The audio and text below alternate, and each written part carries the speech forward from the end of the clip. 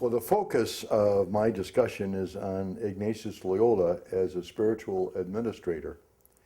And so immediately two questions come up. What do we mean here in this context about administration or an administrator?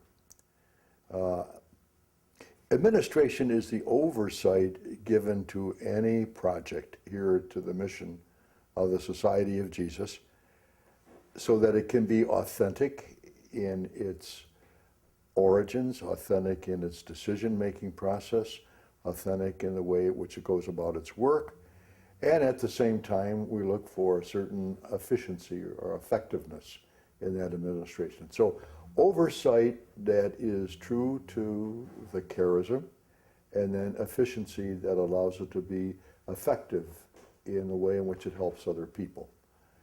And that's the job of the administrator, and that's the job that Ignatius saw for anybody doing administration in the Jesuits. Now, administration in the constitutions of the Society of Jesus is twofold. Now, remember that the constitutions is a 10-part document that governs the way of Jesuits operating from their entrance into the order to their formation, from their formation to their apostolic assignment, from their apostolic assignment to their union with other members of the Jesuits throughout the world, and to their leadership.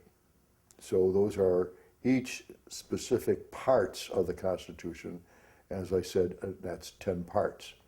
Now we're talking in some ways about Part 9, which is on administration, the kind of person that the general is. And so what you find there are always two elements that come up: authenticity, and Ignatius talks about that in this phrase of pure intention. Purity doesn't mean chastity, it means unalloyed, focused, clear, not devious. So it's a truthful. And intention is, what is your desire? What is it that drives you? What is it that gives impulse to what you're doing? So you want a drive or an impulse that's unalloyed by anything other than doing what is really going to be most effective in helping people. That's the aim of the Jesuits. And so any administrator is going to be one who gives oversight to that individual and corporate project in the Jesuits.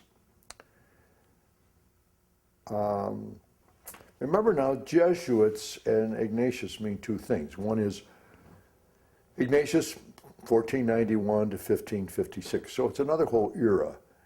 And many aspects of the leadership that he envisioned is going to come out of the church as he knew it then, and going to come out of the culture as he understood it. And all of that, in many ways, weds it to a particular time and place. But there's a perennial wisdom, and that's what we're touching, that really can move beyond, transcend that history and talk about things that are relevant to us in our own leadership, in order to be true as we do our own academic performance to what is the charism or the tradition of the society. Now I want to say a word about tradition. We use the word tradition, and the reason I use that is because sometimes we can feel a discrepancy or a distancing from Ignatius and his century and our times. And we're not trying to replicate the mechanics of the way Ignatius went about administration, but rather the spirit or the vitality or the energy, or what we might call charism, the gift to organize this operation so that the collectivity of the Society of Jesus can be authentic, truthful in the way it goes about its work. And so what we're trying to pass along is what were the essentials of this Ignatian administration. Now, tradition is an interesting word because a few years ago, we were interviewing someone for a position at John Carroll. And I was talking to one of the finalists, and I asked him, why do you want to come to John Carroll? He was at a fairly prestigious school. Carroll was a smaller school, great school, I think, and a very effective school. But why would somebody who was in a good position, maybe able to get ahead in his school, want to come to our school?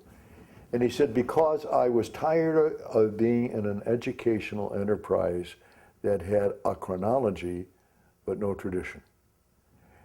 They have a history. They can tell you how the school started and who were influential people, but they did not have the values to pass along from one generation to another that both incorporated what the faculty and the administrator should be with their desire for what the students should become. And I want to be in a school system that I think had that value system. And I thought later on, that's a really good description of tradition. It's the transmission of values from one generation to the next. And that's what we're talking about here. Now, when Ignatius thought of administration, this oversight so that the entire society of Jesus was effectively led to what it wanted to do, which was basically to help people, to help souls, but by souls he meant the whole person.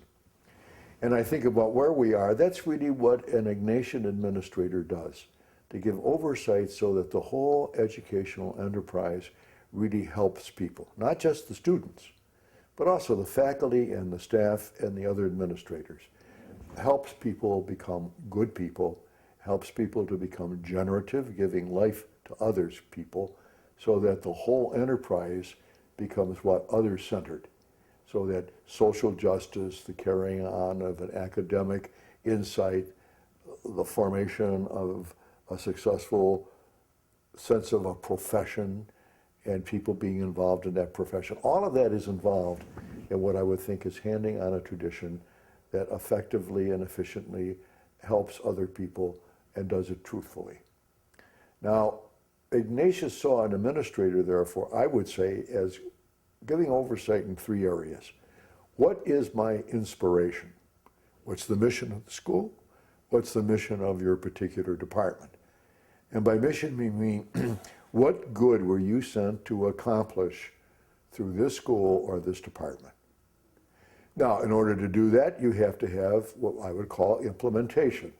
You have to have practical means to make that vision, that mission, become concrete, realistic, and that always involves what? Adaptation, fitting into the context culturally and environmentally, and to the reality of the student body and the people you have. So a good administrator is saying, here's the vision, now how can we fit it to the situation in which we find ourselves? And then thirdly, and a very important component in Ignatian administration, is what I would call ongoing reflection to see whether or not it's working. So you not only want inspiration and implementation, but you want information. That is, how is all of this being formed, coming to a reality year after year? So a lot of that we do anyway, belonging to professional organizations in which we are accredited. We go through a process of taking an overall view and a specific view of how well we function as an institutional and educational enterprise. But Ignatius means more by that instructional. You have an ongoing assessment of how well we understand the mission. How are we incorporating new members of the faculty, new members of the staff into this tradition? So instruction or a review of this ministry as being one of the projects of administration is very important, and how effectively we do that. So what we have, therefore, is an oversight of the charism coming to enfleshment in the enterprise in a way in which there really is ongoing inspiration, a careful implementation of that, and then a review of how the information, how that is really happening within the school year after year, department after department, new generation with next generation. Now, sometimes people will ask, is there some way in which all of this you're talking about can also be incorporated into what we might call the spiritual life of the administrator? Now, I want to be really careful here. I'm not talking about denominational identity, whether you're Roman Catholic or Lutheran or Jewish or Muslim. That's a reality, and it can influence the way you do your job, and we hope that it does. But I'm talking about spirituality in a more transcendent sense. Are there ways that Ignatius saw in which these values can actually take place inside us? And he does. I think it's a very effective way, and I'm going to share some of that with you now. In the instruction that Ignatius has in Part 3 of the Constitutions, remember that 10-part document, Part 3 is about the formation of young Jesuits. How do young Jesuits become incorporated into this apostolic body called the Society of Jesus? There's a lot of material there. But there's a phrase in one section in which Ignatius talks about 3 operations. And I will simplify them by talking about them as attention, reverence, and devotion. Now, by attention, Ignatius tried to instruct a young Jesuit, and hoping it would become a habit for life, that the way you enter any enterprise, studying, dealing with one another, apostolic work, moving into a new culture, the first prerequisite is that you pay attention to the reality in front of you. That means you know the text, you study it. What does it mean? Where does it come from? What's the context? Are there words I don't understand? So I try to ferret out their meaning so that they become intelligible to me. Is there a culture in which I really take the time to let that culture enter into my consciousness to become part of who I am? For example, when Matteo Ricci, an Italian, knowing the Romans sing very well, cultivated European, Westerner, came and started dealing with China, what did he realize? That all the missionaries before him were really not paying attention to what the culture was. And their belief was that if we could make all these Chinese nice little Europeans, they'd become good Catholics. And Ricci looked around and he said, that's not what it is. If you really pay attention, that is, learn their language, know their stories, appreciate their symbols, listen to what the people are telling you about their desires, you begin to realize that they have something to teach us far more than we have to teach them. And if we don't first learn through attention who they are and what they think is important, everything we bring in terms of Catholicism, Christianity, is going to be an imposition. It's going to be pushed on them and therefore seen as a foreign commodity and never become indigenous to who they are. So out of that, he really, by paying attention, by listening to who these people were, indoctrinated and immersed himself into that culture, dressing like the Chinese, learning their language, learning their stories, and gradually he began to understand, as he put it, long before we have come here, God was here. We have to discover how God is present in their life and fold our understanding of God and the mystery of God into their understanding of God and the mystery of God, so that we bring cultures in a complementary action, not in an antagonistic action. And so he changed missionary activity. That's called paying attention. Or Pedro Arrupe, when he began to see Ethiopian refugees in Rome and looking for a place to stay, their hunger, their sense of futility, began to say, if I really pay attention, then this is where Christ is calling us to do something, and he began the Jesuit refugee service operation. Now, so it's not a foreign reality. Attention is that kind of surrender of bias and prejudice so that we are open to the reality before us. The second movement is that's a good thing. But not only are you open to it in order to critique it or to make it better, that can be, but primarily you're there to reverence it. Now, reverence isn't a phony piety. By reverence, Ignatius means you allow that reality to be what it is. You don't modify it or change it or strangle it in some way so that it becomes just yours. You have to become its. And therefore that reverence is what you notice has to be treated as something that is precious, something that has its own dignity, its vitality, and life. And when you do that, Ignatius says, when you really pay attention to what's there, when you don't try to impose modification on it, but let it dwell within you, you gradually will come to what he calls devotion. That's a precious word for Ignatius, devotion. It means the way in which we recognize the presence of God in created reality. And out of that recognition, we are moved to understand what God is saying to us in that reality. And as Richie learned, God is saying we have something to learn about what Christianity could become from allowing the Chinese culture to help us, to inform us, to enrich us, to challenge our tradition and widen it.